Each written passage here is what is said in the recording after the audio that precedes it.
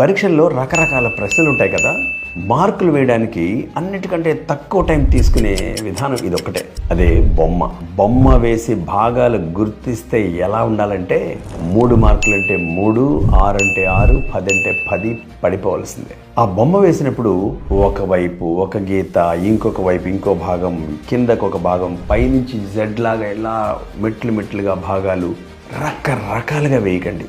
ఇంకొంతమంది ఆ గీతలన్నీ గీసేసి ఏబిసిడీలు రాసి వాటికి కింద ఏ అంటే ఈ భాగం పేరు, బి అంటే ఈ భాగం పేరు అస్సలు చేయకండి. కొంతమంది వాటికి నెంబర్లు వేస్తారు, ఈ తప్పు. ఒక భాగాన్ని తీసుకెళ్ళి ఇంతవరకు యారో మార్క్ పెడితే రెండో భాగం వేసినప్పుడు కరెక్ట్గా దాని కింద వరకు ఎండ్ అయ్యేలాగా చూసుకోండి, యారో మార్క్ పెట్టండి. దాని కింద వరకే వెళ్ళకపోతే ఒక మెట్టిలాగా గీసి మళ్ళీ అక్కడ దాకా తీసుకొచ్చి సరిగ్గా దాని కింద యారో మార్క్ వచ్చేలాగా చూసుకోండి. 7, 8 భాగాలు ఉంటే యారో మార్క్స్ అన్నీ ఒకదాని కింద ఒకటి వచ్చేలాగా చూసుకుంటూ ఒకవైపుకే వేయండి వాటన్నిటిని. జనరల్గా కుడివైపుకి వేస్తే మంచిది.